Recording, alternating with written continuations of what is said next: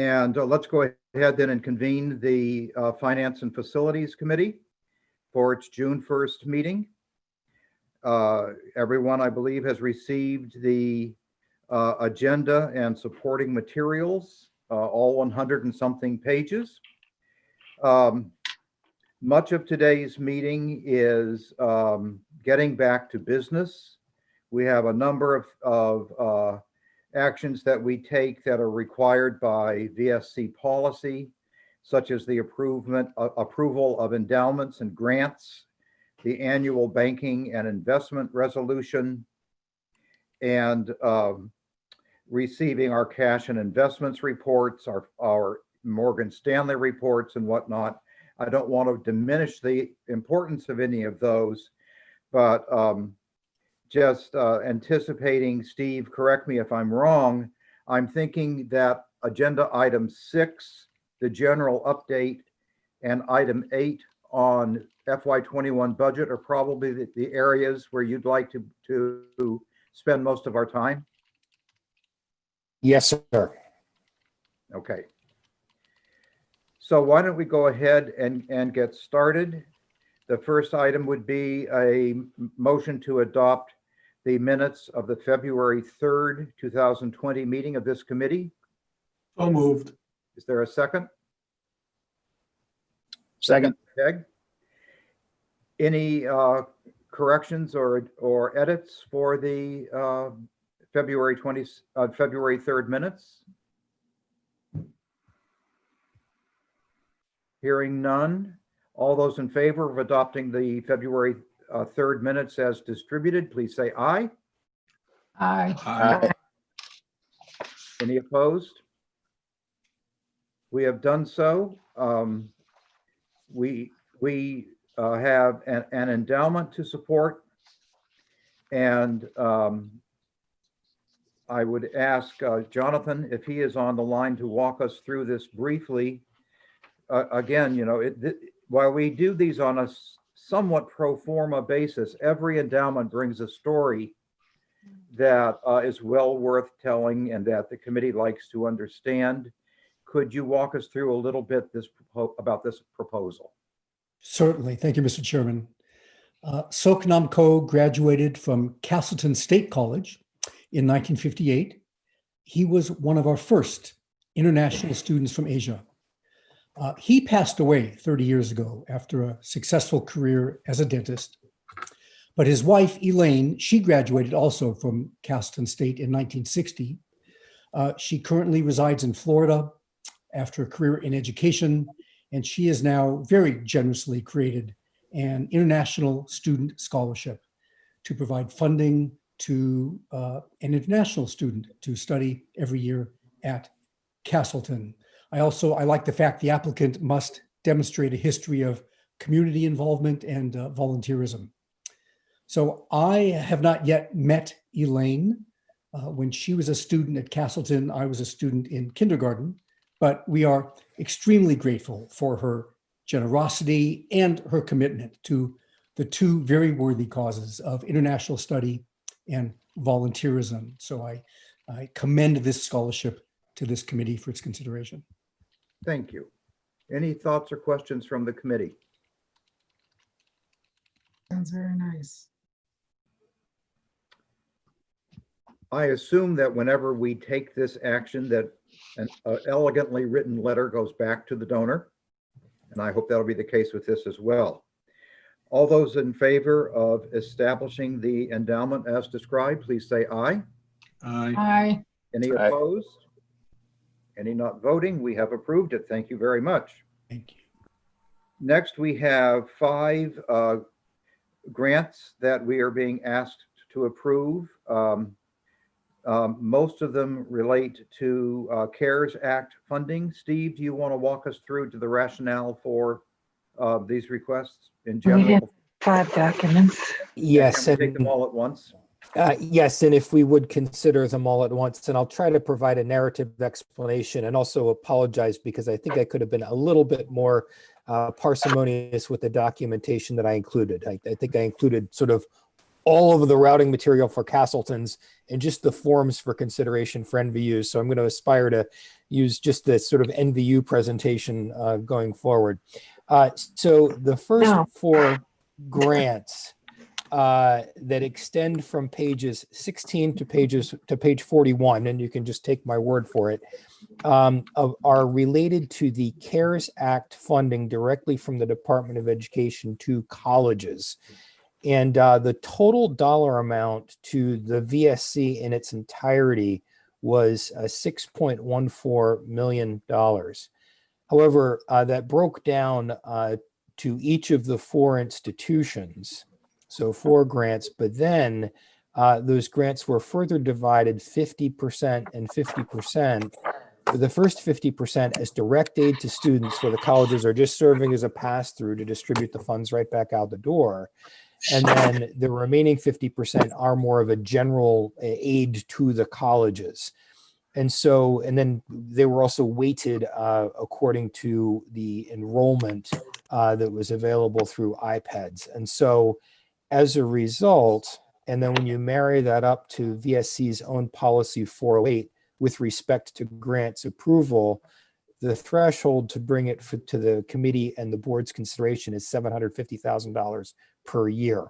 And so the Castleton student and institutional and NVU student and institutional grants exceeded that threshold. There were also grants for student and institution for both CCV and VTC, but those 4 were all below the $750,000 threshold. So that's why you're seeing these 4 presented here. We did talk about these grants at the audit committee this morning. And right now we know that the student grants are going to have to be tracked as part of the schedule of expenditure of federal awards, or CFA, in our audit. They are awaiting guidance on the general institutional portion of those grants, but our expectation is that we're going to have to also track those as we would federal grants as well.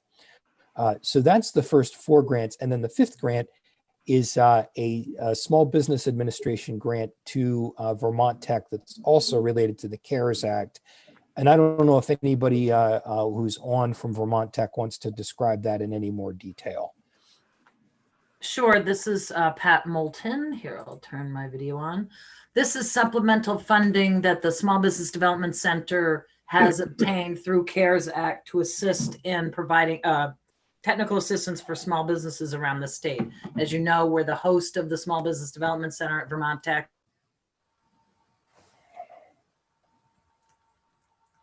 This is supplemental funding given to Vermont. Well, this is, it's the total of their whole operating budget plus CARES Act money. Okay.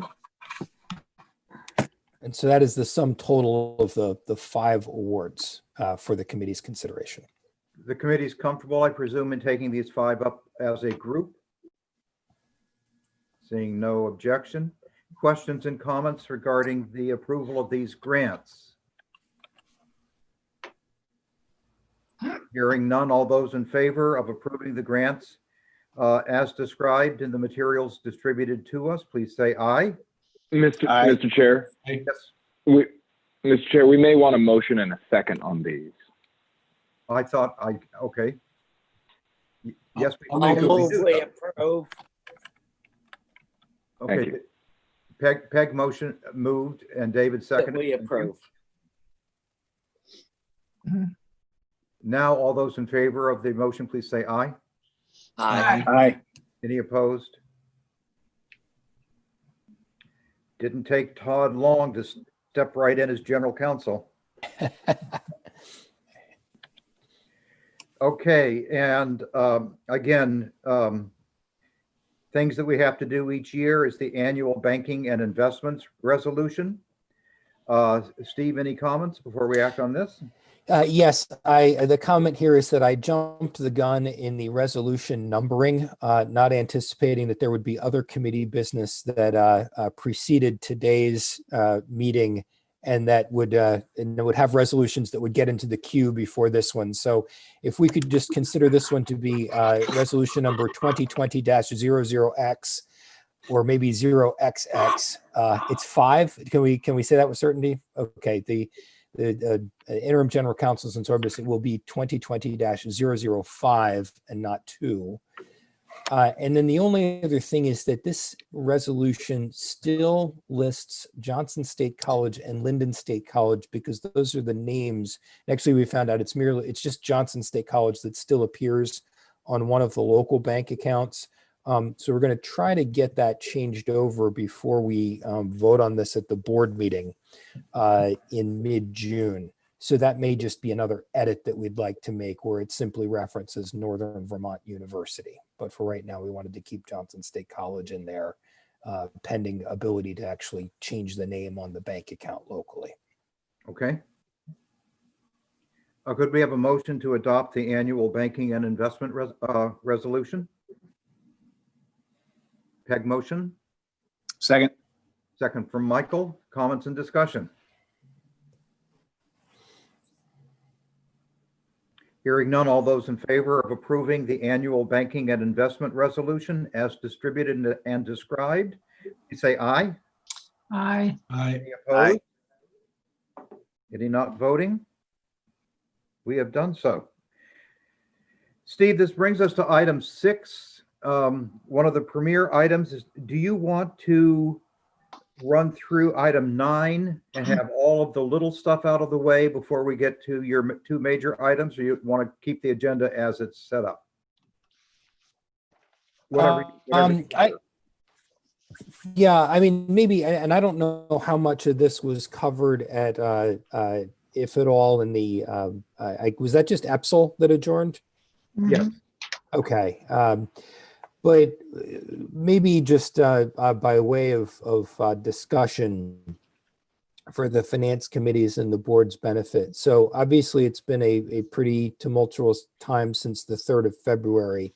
I believe that it was late February, I was actually still on vacation, that we had the first sort of coronavirus planning meeting. And then, of course, that was quickly followed in that first week of March, where I think all of us became 24/7 COVID response. That, students were, I think the decision was made on the 12th of March to cease in-person instruction the following day. That was Friday the 13th of March, after close of our end of the day, cease in-person instruction and go to remote only.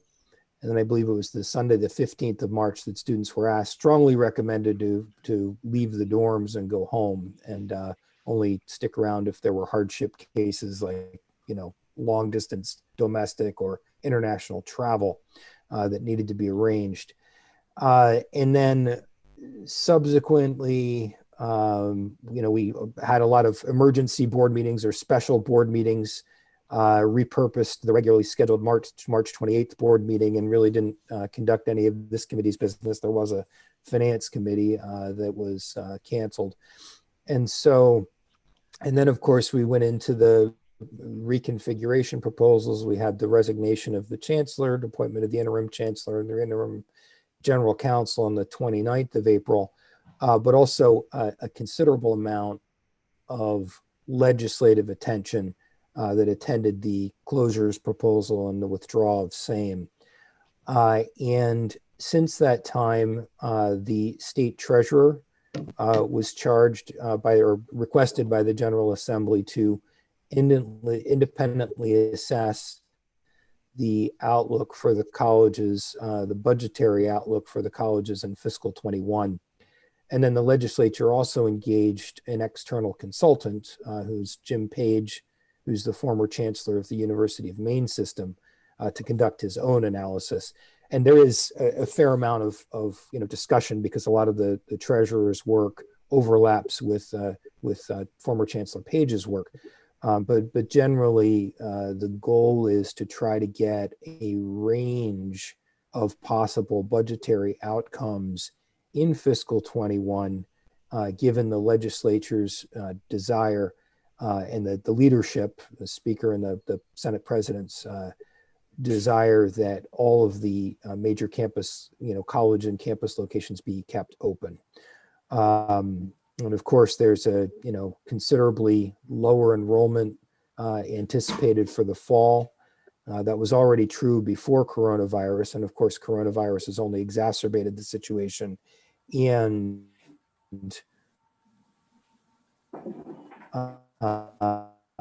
is still introducing a fair amount of uncertainty as to how we will deliver education to our students in the fall. We don't know if that's going to be entirely remote instruction, if that's going to be distanced in-person instruction that will require less dense classes, fewer students per class, greater frequency of classes convened.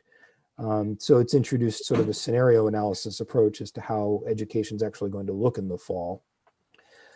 And so basically that is where we are. The latest I understand, and actually Sophie may have more recent information than I do, is that the treasurer is looking to finish up her report within the next several days. And then I believe that Jim Page, originally I thought he was going to take till about the middle of June to finish his report, but I understand that may be on a rather expedited schedule as well. I anticipate that both of them will be available in time for the board's meeting in June, probably before then.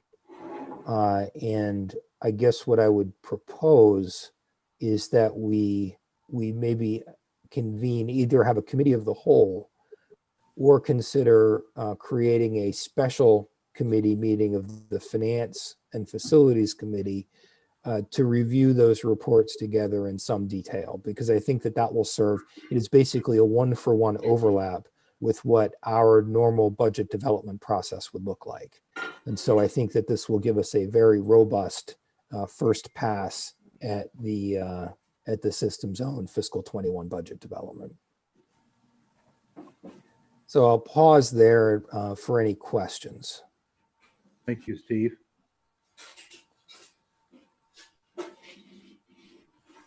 Thoughts and questions for Steve on this point?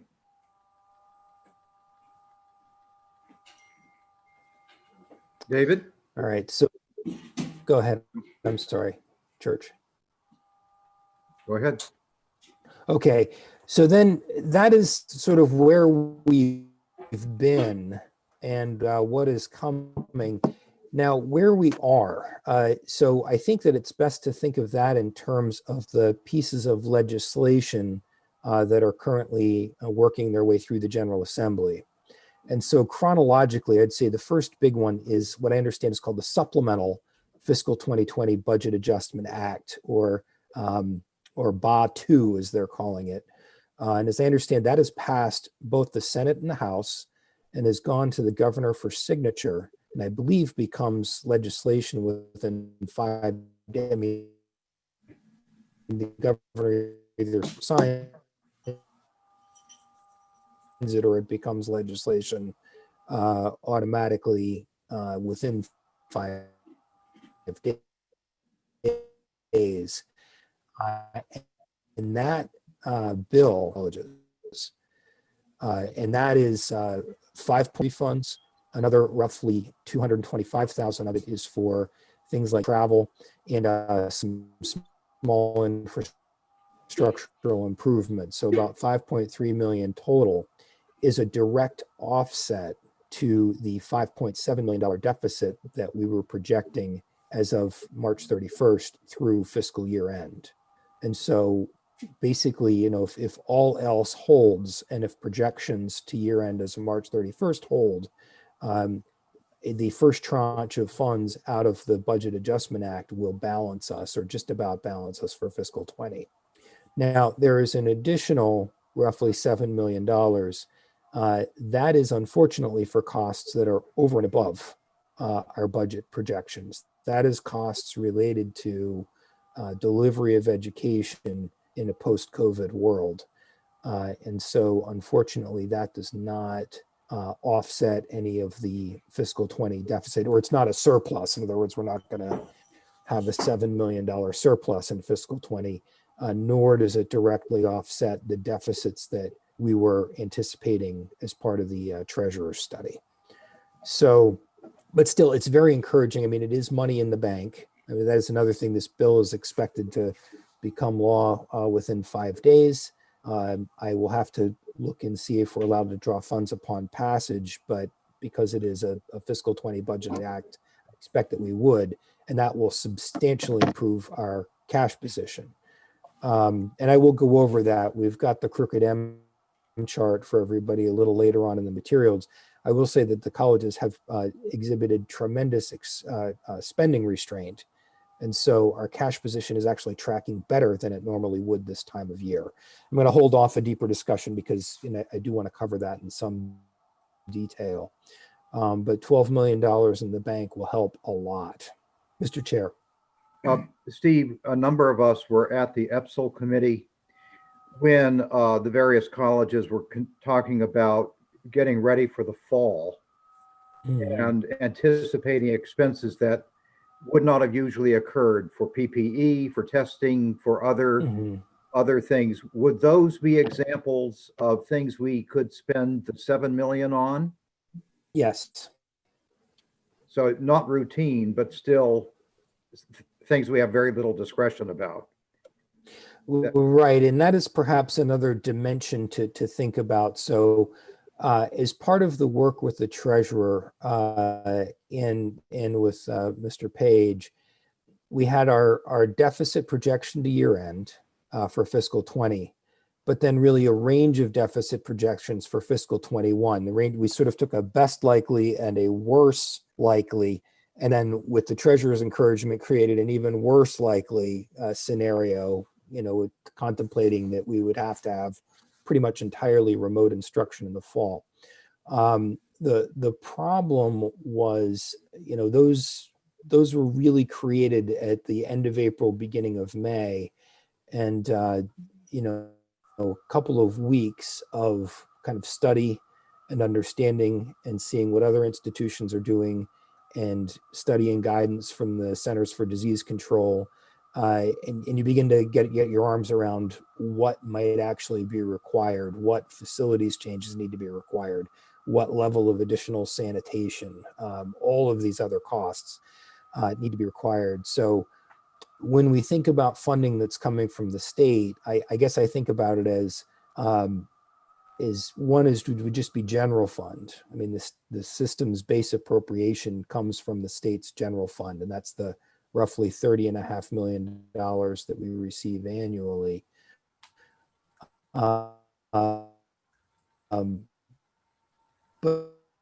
then another tranche, and so that is that $1.25 billion that the state has received, and which was the source of the $12.2 million that we're receiving in the Budget Adjustment Act. A challenge with that is that is explicitly been, told to us that money is not for revenue replacement. And so if the state colleges,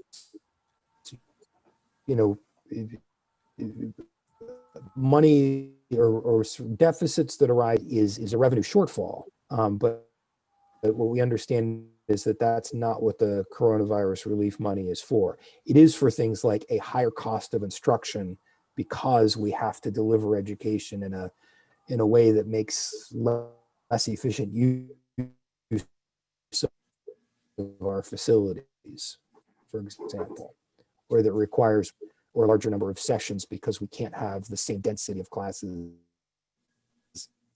that we normally do. So that's been an evolving understanding as far as what the coronavirus relief funds can actually be used for. $12.2 million that helps shore up the bank account while we're figuring out exactly what we're spending the money on and when. Okay. All right, so then back to sort of the legislative dimension. So the first big bill is that Budget Adjustment Act. And then the second one is what I understand as of this morning is being called the Transitional Budget. And that is the state's budget from July 1st to September 30th. Colloquially, this was called, I guess, the skinny budget. And the general idea was that the colleges, and this is what I understand the latest is that the colleges would receive 25% of our state appropriation, but that we might be able to do so. In a normal year, we have a general fund appropriation, and that amount is divided by 12. and then distributed to us monthly on the 15th of each month. So, July 15, August 15, et cetera, after the big bill passes. So what I understand is in the skinny budget, we would instead be allocated 25%, so 1/4, which is just under $8 million, but that we would be able to draw that entirely on or about July 20th. And so again, if that is the case, that's very helpful to us because with more cash in the bank just because of spending restraint, fortified by 12.2 million from the Budget Adjustment Act before the 30th of June, and then with the ability to draw 1/4 of our appropriation in the middle of July, as opposed to having to draw July 15, August 15, September 15, I think puts us just from a cash flow standpoint in very good stead. Now, again, this bill is a draft form, but I do understand that transitional budget is moving pretty quickly, and the intent is to try to finish that up before the end of June. Any legislative trustees, you'll know this better than I will, but does that sound about what the latest understanding is? And then I guess another piece would be this notion of bridge funding. And I do not know, or I'm not aware of any legislation that specifically identifies it, but that would be as a result, I believe, specifically of the Treasurer's and Jim Page's studies. And that would be looking to identify an amount of money that would cover some share of the projected shortfalls that arise from those studies. And then the last piece of legislation would be the budget for the remainder of fiscal 21. And I understand in the timing of that is that the legislature, in lieu of adjourning in June, actually intends to recess in June and then reconvene at some point towards the middle or the end of August, and then commence or resume its work on the budget, the sort of second piece of the state's budget that will handle the period from October 1st, 2020 to June 30th of 2021. And that could be a vehicle for additional funding if needed for the colleges, but I do not know what the plans are vis-a-vis that piece of legislation. And the capital fund is a fifth bill that is also traveling through. Yes, and as I understand, so that this is the biennium, capital bill's biennium. This is the second year of the biennium, so it's the capital bill adjustment. But as I understand, the 2 million that was allocated for the state colleges is unchanged, and so upon that bill's passage, yes, that would be an additional 2 million that would come in for capital projects, but our funds are commingled, so that this keeps the bank account balance. It helps us in the near term. So. The only other piece I would add to that is that with the capital bill, there's some increased flexibility in terms of the ability to spend some of those funds on which was not previously permitted, or not that it was explicitly excluded by the legislature, an understanding that it not be used for dorms and dining, but I believe there's language now for the capital bill that would provide some flexibility, allowing it to be used in a more expansive way. Great. Can I, this is Representative Lippert. Excuse me, Representative Lippert. Yeah, I think Steve's outline of the timing of the various legislative budget issues is my understanding as well. I would say that the first quarter transitional budget has not yet left the House. It's in the House Appropriations under consideration as we speak today. But I understand that the intention is to move it out of the House this week. So it will move to the Senate very shortly, and anticipation it should leave the Senate soon after that as well, so that attention can be turned to the beginning of thinking about the later budget. Just as an aside, I think there's an understanding that we're no longer referring to it as the skinny budget, but as the transitional budget. Transitional budget. Okay. Thank you, Bill. So Steve, a lot of things in motion.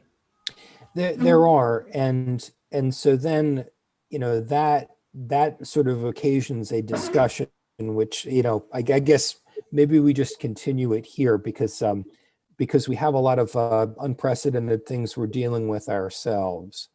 And so maybe one item would be just whether the committee would entertain having a similar transitional budget for the VSC. I have reviewed, so policy 403, system and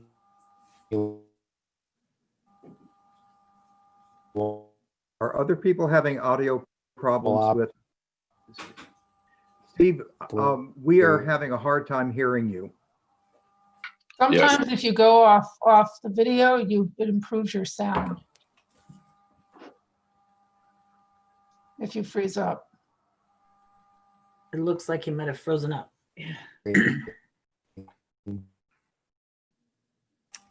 I can't hear him either. Likewise, this is Bill, and I've been off video and I can't hear. Yeah, but if he goes off video, it may help his sound. Yes. Okay. Right. Thank you.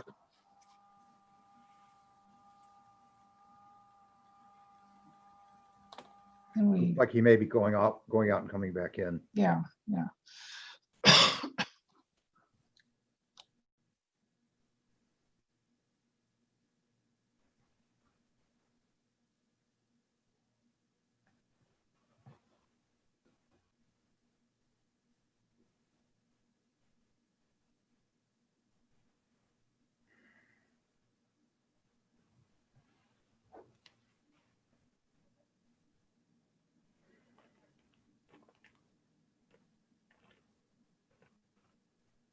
You know, while we're waiting, I'm just thinking of kind of the positively but perverse impact of COVID-19 on the VSC. I mean, it has made funding levels available to us that are unprecedented. And listening at the EPSL meeting at the 4 colleges talking about their coordinated efforts to plan for the month of August in a way that each of them described as the most complex challenge any of them have met on their campuses. The reopening of school this fall, the way that it has forced the deans of students and the deans of academic affairs to work tightly together is, in a way, I think, a wonderful precursor to the VSC forward state system-wide task force and encouraging people to work collaboratively together. So it's had some maybe not perverse, but oblique benefits that, remember a month ago, we were all standing on the edge of the bridge singing "Near My God to Thee" because cash flow was a terrible problem. And now Steve is saying, not anymore. And it's only because of the extraordinary federal relief funds that have come to us. It's a very interesting time. Steve, you think you have reconnected? I think I have. Am I coming in choppy or clear? Good. Okay. So that was evocative of the Titanic church. I think I heard the part about singing on the deck, but no, but I agree. I mean, I think that the combination of federal funds that are available, federal and then state funds, and then the sort of prominence that the VSC has taken as a policy matter with the General Assembly is really alleviated any concerns in the near term. And that's perhaps a good pivot to both talking about what we do as far as our own continuing sort of spending authority, under our policies and procedures, but then also laying out what we should do over the next several months, looking to the state's own sort of legislative chronology and bill chronology. So to the first item about policy 403 is our system annual operating budget policy. There really isn't a mechanism in there that contemplates a quarter budget, but I don't think that would be a bad idea. I really haven't had a lot of time to vet this with my counterparts at the colleges, but given that our own fiscal 20 budget it ends on June 30th, I think we could do worse than just basically copy the state's playbook and basically roll forward 1/4 of our own fiscal 20 budget for the period from July 1st to September 30th, understanding that that is a placeholder. It really is, it's providing spending authority to the presidents with the understanding that it is very difficult for us to get a bead on what our actual expenditures are going to be. It's going to be messy figuring out on an accrual basis when these dollars that are actually coming in through legislation are actually being committed and spent on the various, bits of educational delivery or infrastructure improvements or faculty contracts or, sanitation contracts. So I think, we're going to have to pay a lot of attention to that. But in the meantime, I think we do need some sort of an approved budget, just as a matter of policy guidance, as a matter of, for disclosure purposes. I'm supposed to post our budgets when they're approved to the Municipal Security Rulemaking Board website. So there are a variety of reasons why I think it would behoove us, not to mention, I think not just the state, but also the University of Vermont are using sort of this 1/4 budget approach. So we're going to be in very good company. But of course, I'm just talking about this. I don't actually have a memorandum and a proposal. So what I would propose to do is create that with my colleagues at the colleges for the committee's consideration. And that would be another reason to maybe have a special committee meeting just in advance of the board meeting on the 17th, unless the preference was to have a committee of the whole approach. And I don't think that would be a long discussion item. So what do people think about a transitional budget strategy for the VSC? Essentially adopting a budget for the quarter ending September 30th. I think it's a good idea, with one caveat, which is I understand that with UVM doing something similar, we'd be in good company, but do we anticipate any concerns from our accreditors by going with that approach? I would have to, I don't know if any of the presidents or Yasmin, do you want to weigh in on that? I'm trying to remember the NECHI standards and whether, I think the absence of spending authority would probably be a bigger issue, but I don't know what I don't know. Otherwise, David, I don't know how to answer that question. So this is Yasmin. I would say fundamentally, it's a question for the accreditor of, do we have the financial resources to meet our mission? And I think NECHI has asked for information from presidents about general financial viability changes, but I don't think passing a quarter budget would fit in that, but some of the presidents might want to speak to that also if they've had more direct communications. I would agree with Yasmin. I don't think that I think as long as we can demonstrate financial viability, I think having a transition budget and a fuller budget, I think explaining the reasons, I think it would not be an accreditation issue. I guess, Elaine, I'd ask you too, since you serve on the commission. Yeah, I would tend to agree with you, Joyce.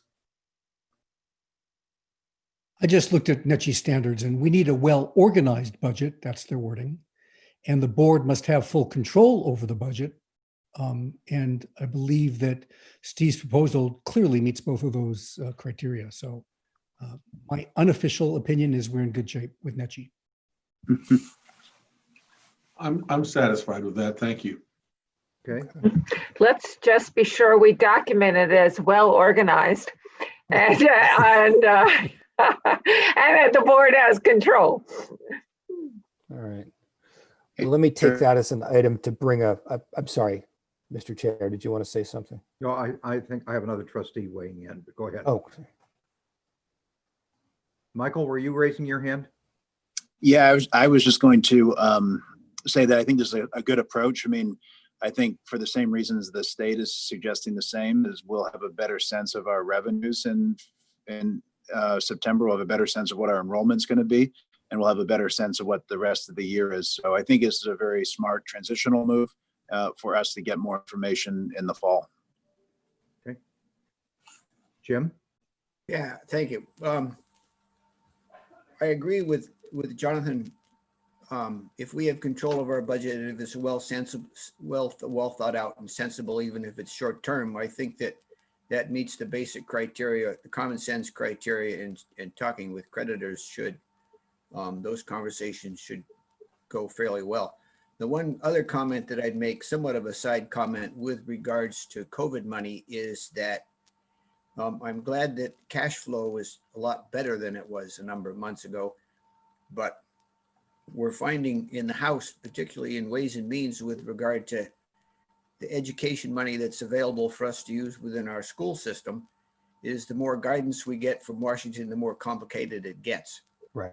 So I guess it's basically, it behooves everybody to be exceedingly careful on allocating, expending funds before being absolutely clear what the rules are, lest we have to pay it back. Yep. Anyway, so that's all. Thank you. Right. And Trustee Milne, Linda, at your committee meeting this morning, I got the impression from our auditors that the surprise monies coming from COVID were one thing, but they would be looking more at our business fundamentals and in terms of their assessing the strength of the VSC. That would be something that they would almost set aside and look at our more basic business operations and not let us be lulled into thinking that everything was wonderful just because we had that cash infusion from the feds. Did I hear them correctly? Oh, yeah. If you're talking about the going concern, yes, they'll want to see that we have, because they have to look at a period for 1 year from the date of the report, which is the date that we sign the representations and approval letter, probably an October date. So yeah, they'd be looking for a plan, not just having federal money, but a plan for how we're using it and providing services, and also, but really from the financial aspects of it. Thank you. You know, do revenues equal expenses? Peg, did you have a? Okay. No, me. Again, I'm not sure I can see every trustee on my screen right now. Let's just be sure that. The deal is. Any other questions for Steve at this point? Steve and Sophie, do you need a motion? Would you like the formal motion from the board endorsing the idea of proceeding to develop a transitional budget for the September 30 quarter, and then reevaluating and building a more complete budget after September?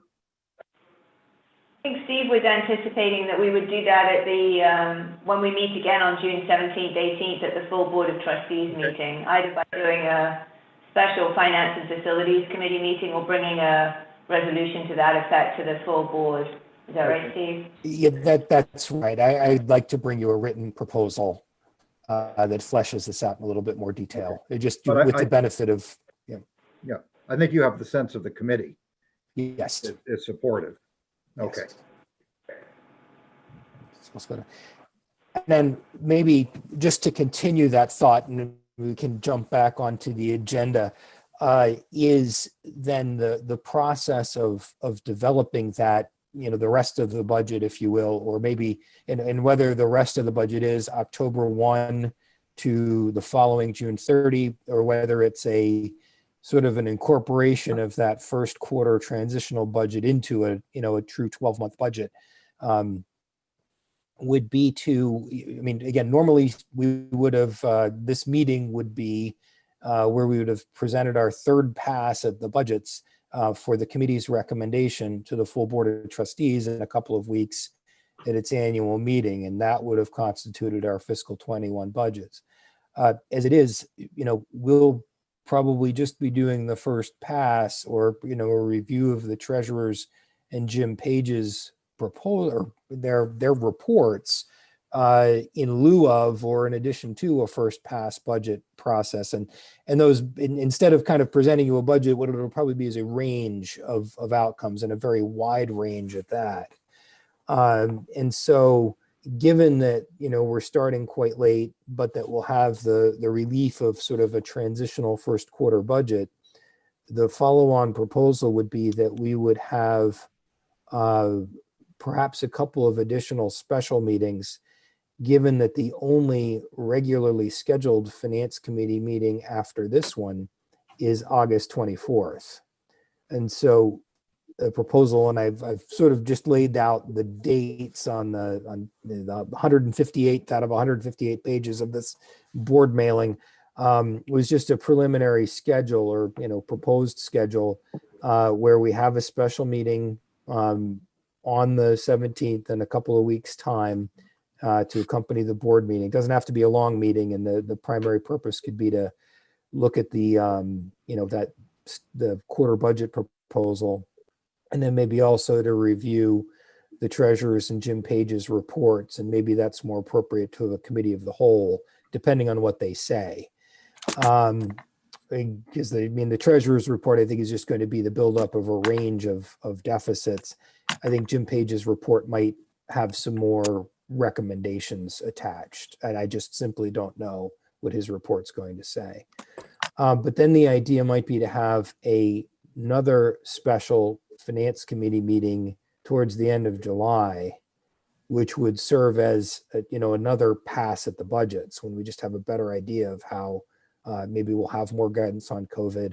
We'll certainly have a better understanding of how our deposits and our enrollments are shaping up for the fall, and how we're going to have to deliver education in the fall. And then have our regular Finance Committee meeting on the 24th, which could be yet another pass at the budgets.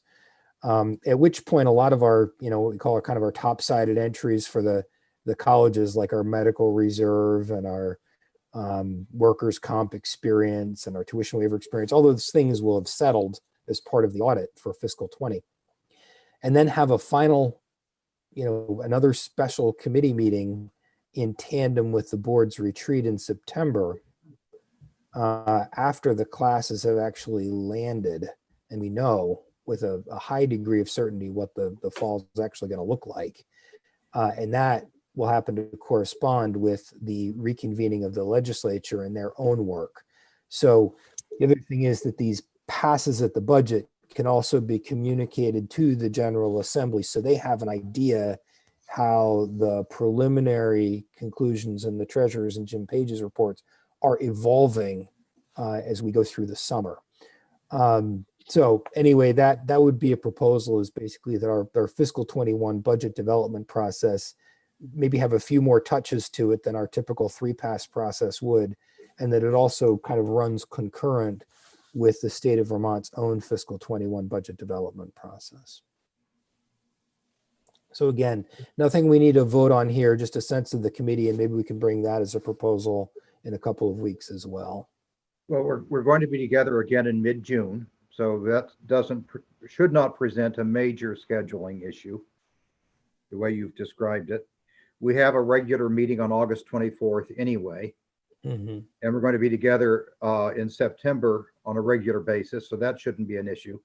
I would think that we might ask Jennifer to look at what you've penciled in at July 27th and just be sure that that fits, because most of us wouldn't have anything on our calendar set up for that week. So that date, we might ask her to finalize it a little bit if it needs to move some.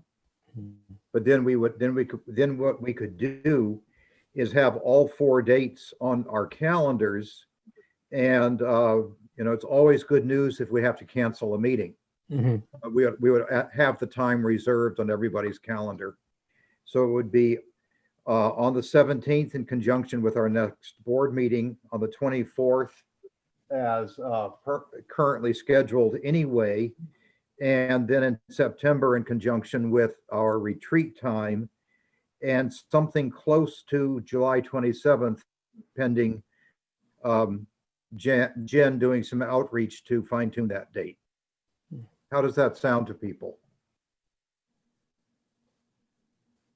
Sounds good. Okay.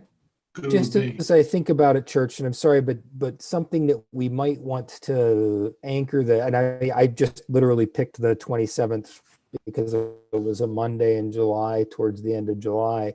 But I believe that the emergency board meets sometime in July.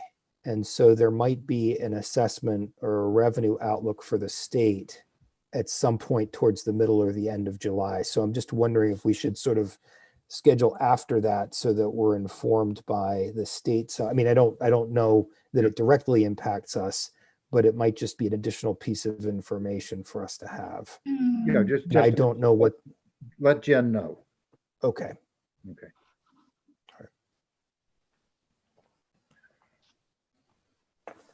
Church. Lynn. Yeah, the taxes are all due July 15th. Everything that's been pushed out is all due July 15th, as far as the feds and the state are concerned. So that's why that emergency board is going to be important. And I don't know how long it takes, but they meet within a week or 2 of that. And that's why we're coming back in August to do to look at the regular budget and to start to see what money we really do have. Okay. Okay.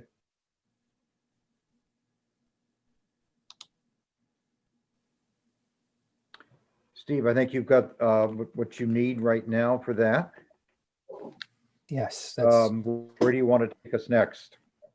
Well, I suppose, I mean, we could look at the third quarter results. I mean, suffice to say, I think they're somewhat out of date just because of the expected, they're overcome by events. Basically, the infusion from the Budget Adjustment Act is I mean, hopefully will close the fiscal 20 deficit. And so, just on the matter of room and board refunds, we should end balanced. Now, depending on how much of the balance of that 12.2 million we actually take in fiscal 20 would determine whether or not we have a surplus, and a large surplus at that. I mean, it's just a very dynamic situation. So, but as far as if I were just taking those quarterly financials in a vacuum and presenting you a $5.7 million deficit, that would be a matter of considerable concern. But the legislature has really helped us out there. But Steve, can I ask you, setting aside the extraordinary funding from the legislature, were there any material surprises in that third quarter in routine operations? Significant budget misses, significant budget good news?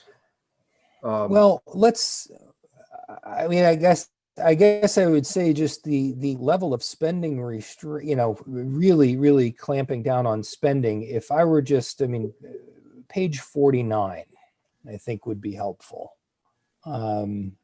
Give folks just a minute to get there. So this is really just our summary at the college level: revenues, expenses, and results. And so if I look at the second column of numbers from the left, the outlook as of March 31st, and you have a net revenues or deficit of about 2.26 million. The number at December 31st was over 4. It's 4.2 million. And that's pre-COVID. Now, what we've tried to do is show where the hits were that were related to COVID, and those are again almost entirely due to room and board refunds, but netted against the CARES Act money. But what happened is that we had about $2 million of improvement pre-COVID, and what that means is just less spending. And so I think that's where I mean, again, I would invite any of the presidents or any of my colleagues to elaborate further, but we actually had quite a reduction in expenditures. Which we know is a mixed blessing. It's a mixed blessing. I mean, we'd have rather spent the money. That's absolutely true.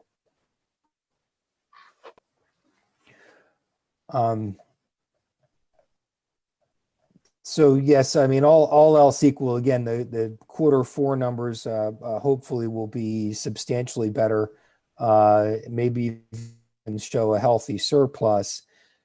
So maybe, maybe page 70 would be the next place to go. And this is, again, that sort of famous crooked M chart that was such a source of anxiety in March and April.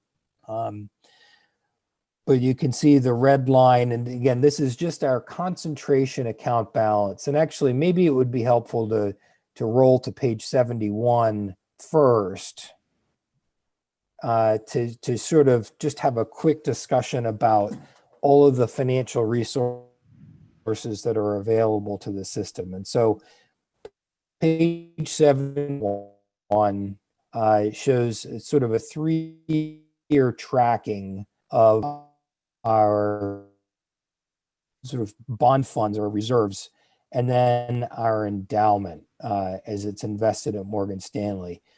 And those aren't entirely clean categories because there's a little bit of overlap, but there are some unrestricted quasi endowments that are actually invested at Morgan Stanley that would be one of our more fungible sources of cash if we had to dip into reserves to balance budgets.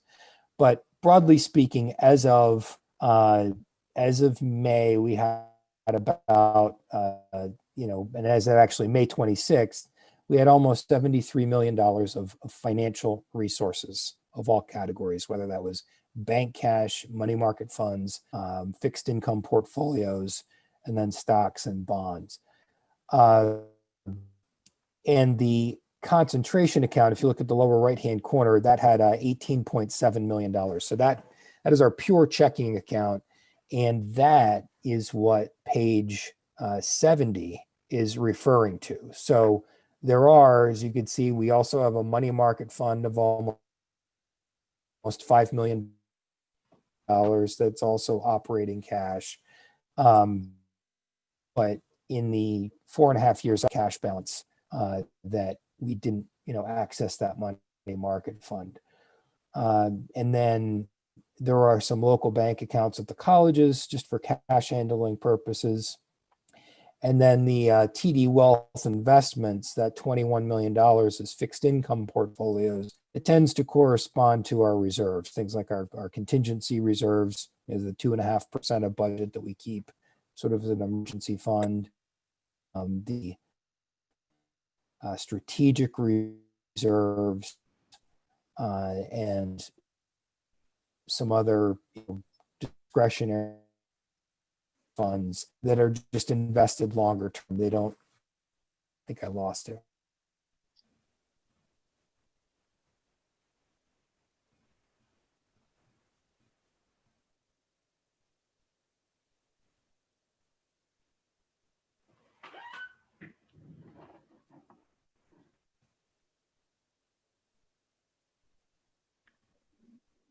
Steve, have we lost you? Yep. Steve?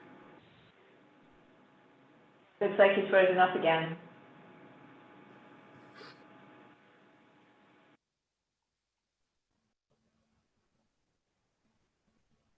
Ryan, there must be turbulence in the air over the Green Mountains. Steve is in South Burlington, and that must be messing up the signal, right?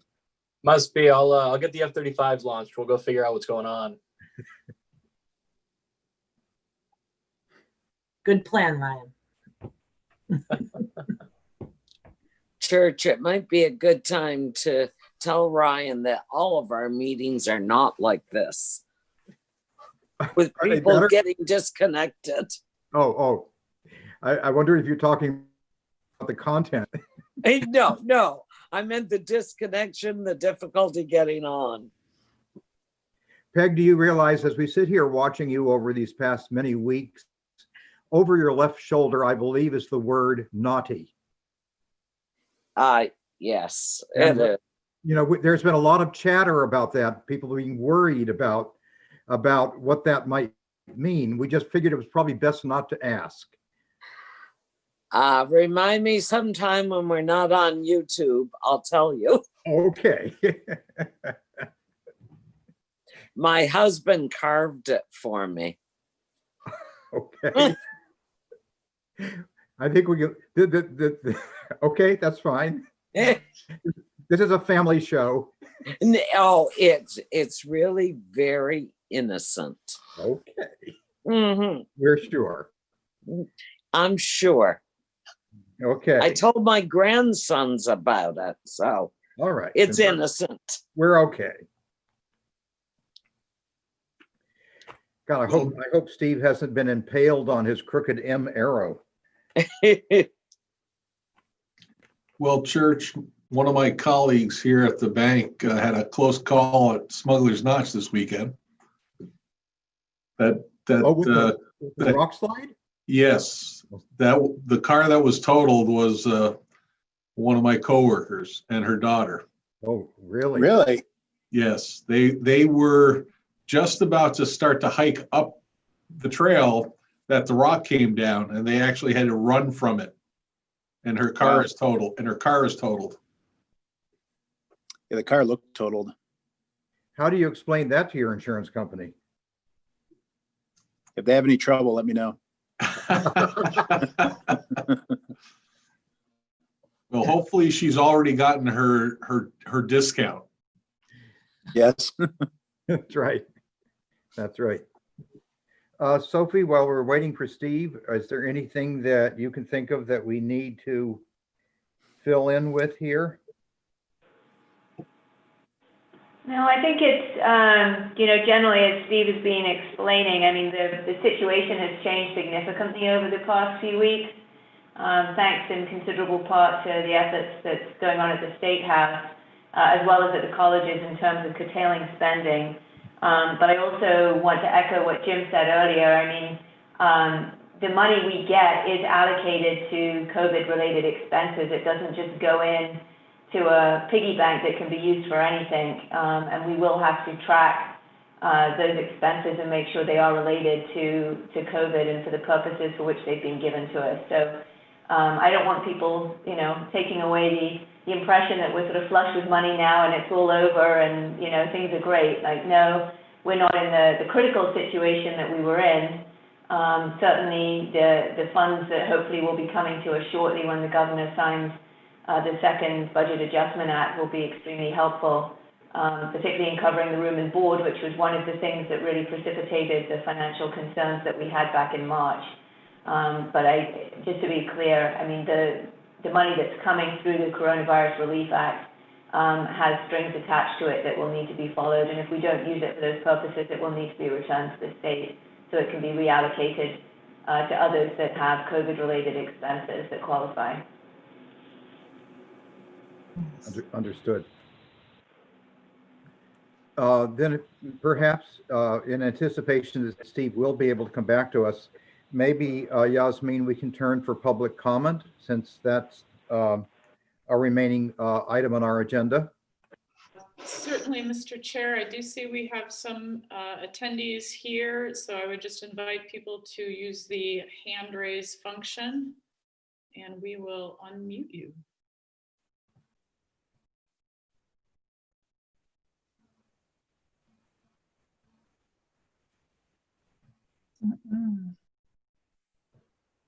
And I'm not seeing any little blue hands come up at this point.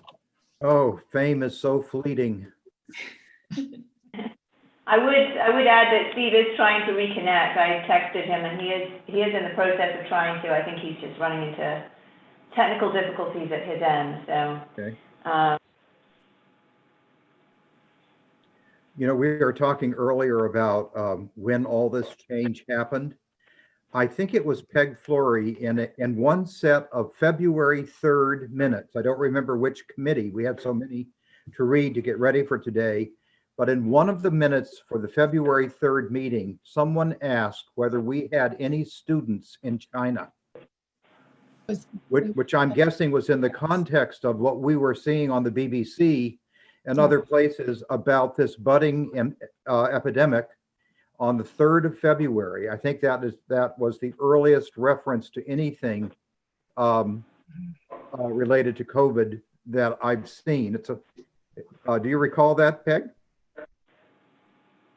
I do recall asking and having people look at me like I had 3 heads.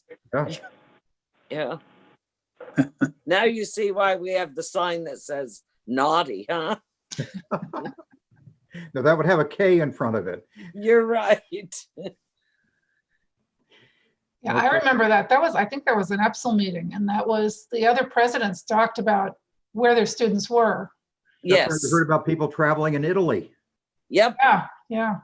And I know we had someone that works with us whose son was in Hong Kong last fall, went over for the first semester. And that was when they originally had their riots and there's stuff going on there. And he got out of there around Thanksgiving time. And I guess they clamped down more on the students and the people in Hong Kong at that point. But he got out just in the nick of time. Wow. Lucky. Yeah. Okay. Well, it looks like the only piece that was left was Steve had attached information, the quarterly reports.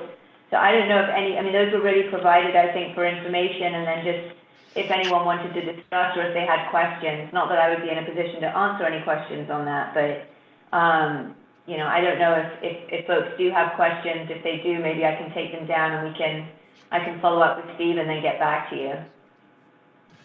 Does anyone have any about the other materials? I don't have a question, but I do have a comment, which is, as we're all trying to go back to some sense of normalcy, we had wanted to have at least an annual, if not a semi-annual meeting with our investment advisors, and we probably should put that on our radar for the fall. Okay. No question. We have a committee. I think it's a question of bandwidth, probably in these last few months. Church. Lynn. I have a question about the enrollments. The numbers that we had were down. I don't know if they're down a lot or if there's any kind of firm numbers anywhere. If this is just too early to discuss that. Thank you. Yeah, if you want to ask the presidents about that, I'm sure they can say in terms of what they're seeing. I will say that nationally, people are just very concerned about, even if the numbers don't look catastrophic, people aren't necessarily taking reassurance from that because they just don't know what's going to happen moving forward.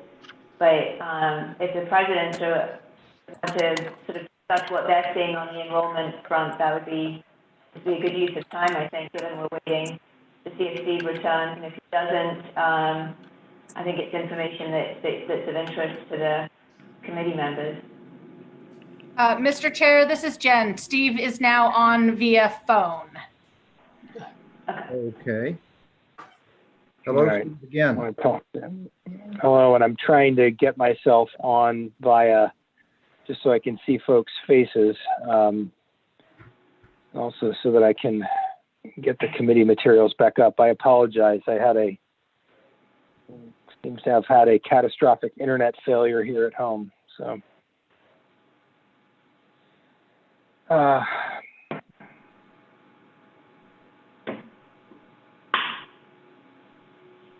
could folks, and I'm sorry, I've been out for about the last 5 or 6 minutes. So are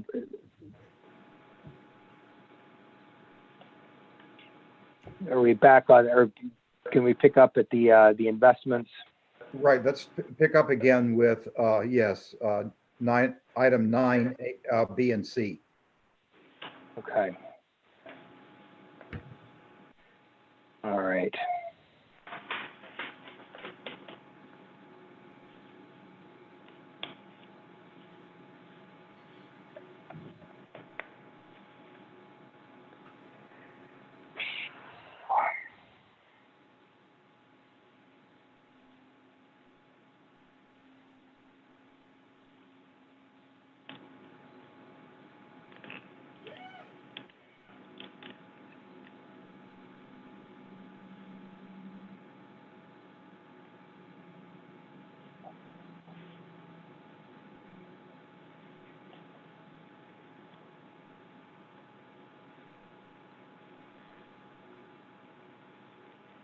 I assume you're trying to get your materials up, or have we lost you? I am, yeah, for some reason I am unable to pull more than the first page from SharePoint. So now I am trying to access remotely.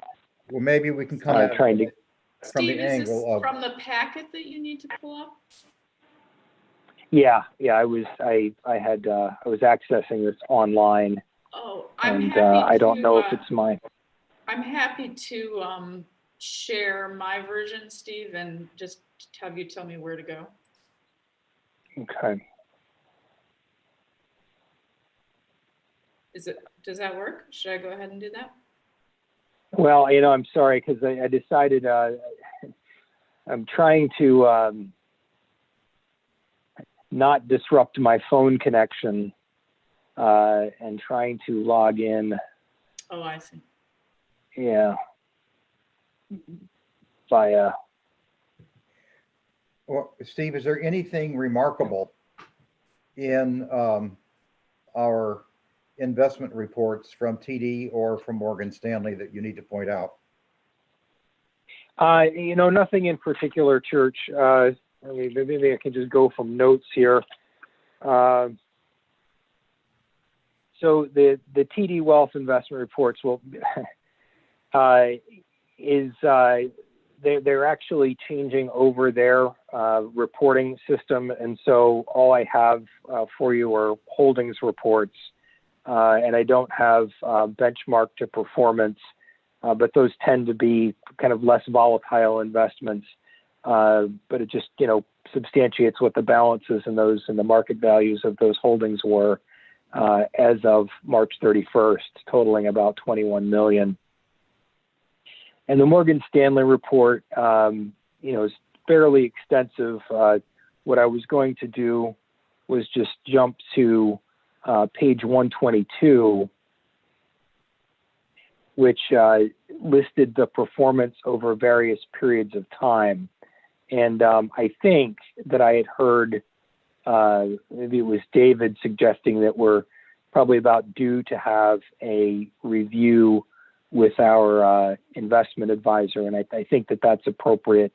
What I had written down is that our trailing 1 year performance was about 50 basis points over the benchmark, but our 2 year performance was 70 basis points or 0.7% under the benchmark.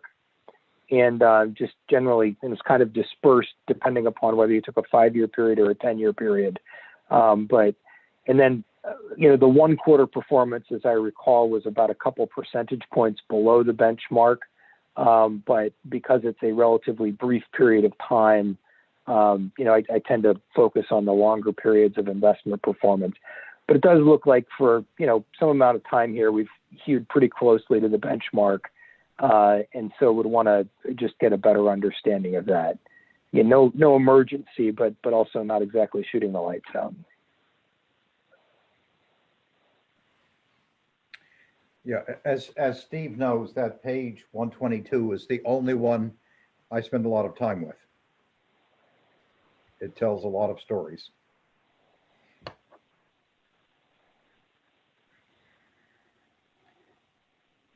Okay. Okay. All right. And then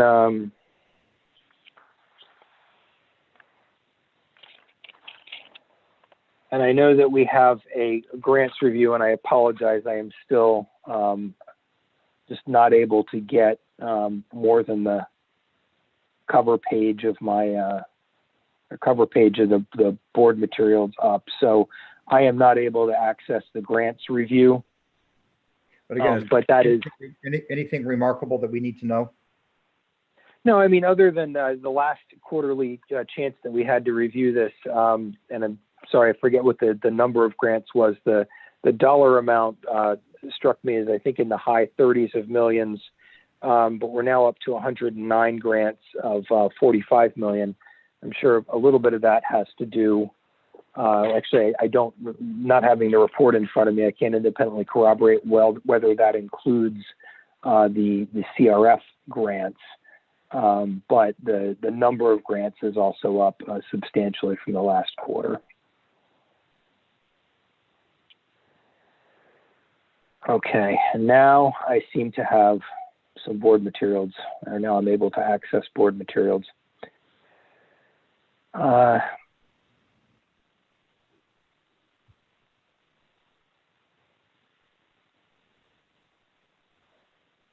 think if I could, Mr. Chair, if I could just go back to page 71, because I think that's where I got cut off.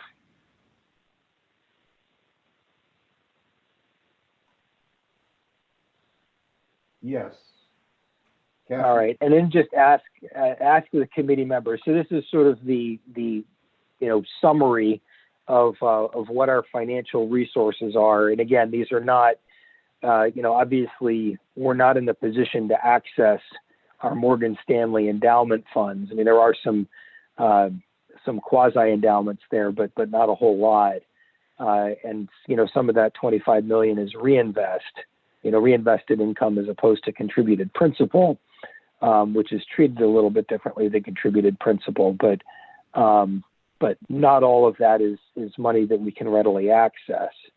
But are there any other questions with respect to just, what our various and sundry financial assets are and how we come up with $72 million? Any okay. questions for Steve? If Wayne is still on the call, I think this is one of the oldest financial reports in the VSC. I have these from the 80s. Yeah. Well, and I didn't want to disrupt anything. But so before we leave page 71, then sort of on the right-hand side, underneath the summary of May 26, 2020 balances, and I highlighted that in red. So that TD Bank concentration account, that 18.7 million, if we roll backwards to page 70, that is what I am showing. And so if, this I guess also by way of clarification, if folks thought that this, 18 or so million dollars, or this bright kind of a thick red line in this report was every last penny we had in the bank, that's not the case. It's merely our checking account. However, it is, what we have operated from. Again, in 4.5 years I've been here, this is always, and it's not necessarily because of anything I've done, but we've always had a cash position such that our day-to-day operating expenses were able to be handled within that concentration account. Okay. And then what I'd comment on is you can see that, these lines are very closely together. We have a very predictable seasonal pattern of expenditures. But what I'd say is, the fact that that red line is higher than any of the other colored lines at this point is because of the spending restraint at the colleges. I would say what you're seeing is a couple $1 million of better than average performance here. That red line could be $2, $3, $4 million lower than it is. Now, as room and board refunds go out the door, it's over $5 million worth. That line is going to jump down, but then when we get, $12.2 million in from the Budget Adjustment Act, and then another $2 million in from the capital bill, that line will, you can see we're just below 20. That line will shoot up considerably. We could have cash balance over $25 million. And then again, in July, now you kind of have to look on the left-hand side of the chart because our fiscal year starts over again. that July, August timeframe is when we are seasonally at our lowest point. But if we get another infusion of, say, almost $8 million on or around July 20th, when that transitional budget passes, our crooked M chart is probably going to look a lot different this year and a lot better. And so that's where I say, and I'm sorry, I'm giving you sort of a narrative version of this, but my expectation is to our cash position as a direct result of the legislature's efforts on our behalf is that we're going to be in better shape than we've ever been. And that should buy us the time to have kind of a thoughtful and deliberative budget development process over the summer. That is a good conclusion. Okay. Okay. All right. Brief comment, Church. Yes, Jim. I find the narrative version actually is a good place to start for some of this. I mean, I look at things visually and it helps me a lot, but a narrative version of what's happening on a bi-weekly basis or or monthly basis is actually helps me put things in my mind. So I wouldn't apologize for that at all. It's helpful. Thank you, Jim. Peg? Church, I agree with Jim, and I think it's really important that we stress that the reason we're in the position we're in right now is, the federal COVID money, the state money, and the schools tightening up. Otherwise, it looks like the last 2 months of press was simply bull, and that doesn't play well to the public. It looks like it was all fake and hype, and it wasn't. I mean, it looked 2 months ago like we were in serious condition, serious financial harm. It was only because of the federal money, the state money we assume we're going to get, and cuts that the various schools made that were right now maybe okay. And we don't, until September comes, it's still just a maybe. Well, I think, Peg, to follow that, I mean, that's a really important point is, you see the sort of upslope of the M right there towards the middle of September, the big jump in the green line, the jump in the orange, the yellow, the blue, and at the red line. How high that jump is really, I'd say that's the narrative question mark. And that's really where fall, again, that's the big question. And that is the point of a budget development process over the summer where we don't go more than about a month where we're checking in with the committee, checking in with the board, and probably checking in with the General Assembly. Yep. Thank you. Joyce? I was just going to say, I want to reiterate what Peg is saying, because I think, and from a CCV perspective, we have to treat these totally as one-time monies. We still have, the system has a major budget structural issue. And yes, it goes back to, David, your question about the accreditation. We can demonstrate to the accreditors right now that we're okay, but their bigger question is going to be, how are you addressing your budget structural issues? And so this buys us a little breathing room, but in 6 months, we're going to be in the same situation once these monies go away. So it plugs for a few months, but it doesn't change the course of action. So I just want to make sure we're aware of that, because I think we can lull ourselves into thinking, oh, we've escaped, we're out of the woods. And I don't think we're out of the woods at all. Just have a little breathing room to be mindful in our planning. Well said. Pat?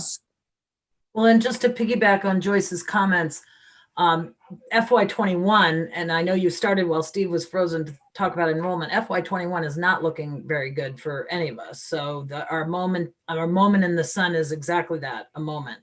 And the bridge funding is so critical to enabling us to take the time to do the planning to make it through FY21. Agree. Other thoughts or questions from the committee today? Anticipating that we'll be meeting again in about 15 days. Lynn? Yes, can I go back to the enrollment issues? And I know it's going to be, I don't expect a long involved answer, but Okay. maybe Joyce and Pat could continue as well as Elaine to talk about that. And Jonathan.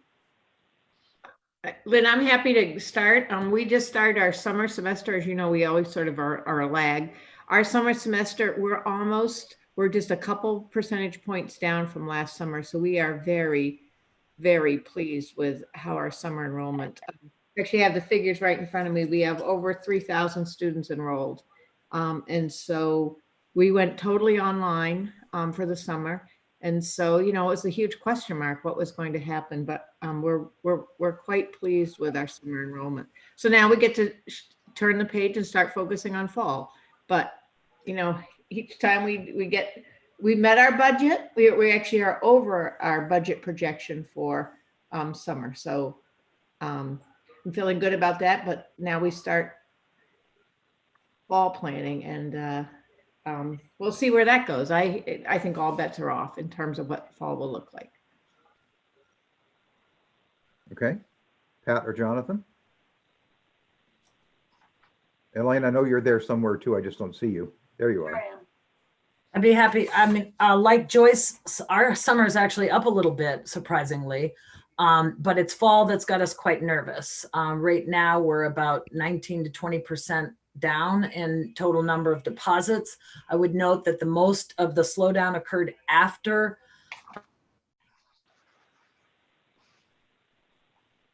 the chancellor's announcement of possibly the former chancellor's announcement, excuse me. I think that's hurt us more than COVID, quite frankly.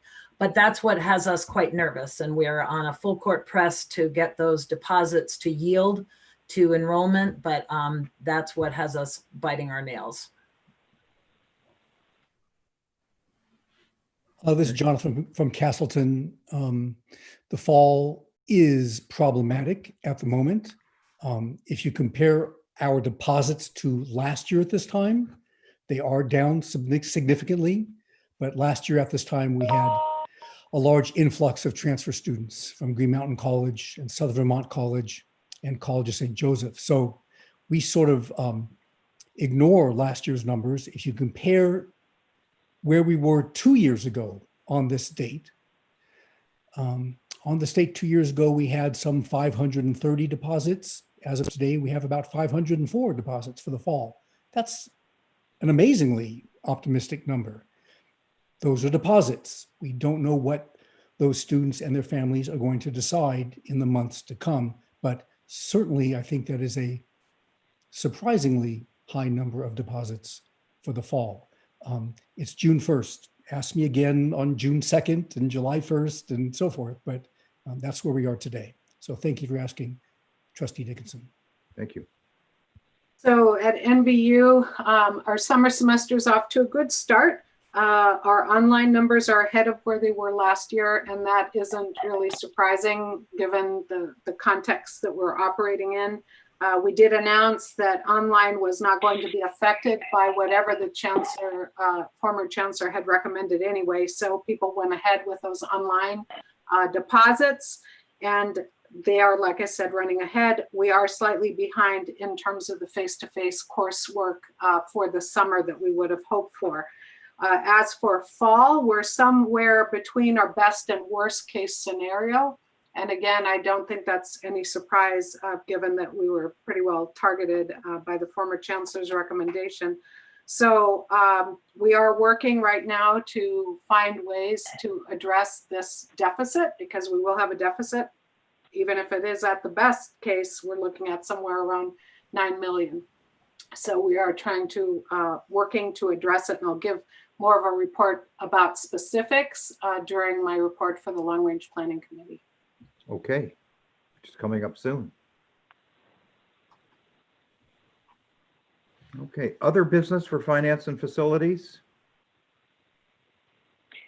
Mr. Chair, I just have two things that I'll mention editorially, and I will bring proposals to the meeting, or say if we do convene a special meeting on the 17th. Just regarding policies. We had, as a business item this year, were to bring a recommendation regarding policy 410, which had to do with institutional aid. Currently, for this year, we have a waiver of that policy. Just given everything that has happened, I have made no progress with the Business Affairs Council. That's entirely on me. And realistically, I'm not going to have anything to bring by the middle of June, and would like to seek a waiver for the next fiscal year, or I guess it's for this fiscal year as well, just, in terms of the audit. And then with respect to policy 433, our debt management policy, we had been, there is a provision of that requires level or declining debt service. And because of our 2017 debt restructuring that deferred some principal, we had a waiver of that provision of the policy until the beginning of fiscal year 2022. However, as a result of the refinancings that we did in 2020, the one that closed February 6th, in taking the upfront savings, the savings by, again, deferring principal on the refunding bonds, our maximum debt service actually does not occur until fiscal 2025. And so technically, to be in compliance with our policy 433, we would need forbearance through the beginning of fiscal 2025 now on that. So I will bring requests to address those two things, just so that we don't have a situation where we're out of compliance with those two policies. Okay, noted. Thank you, Steve. Sophie, anything else from your perspective for this committee?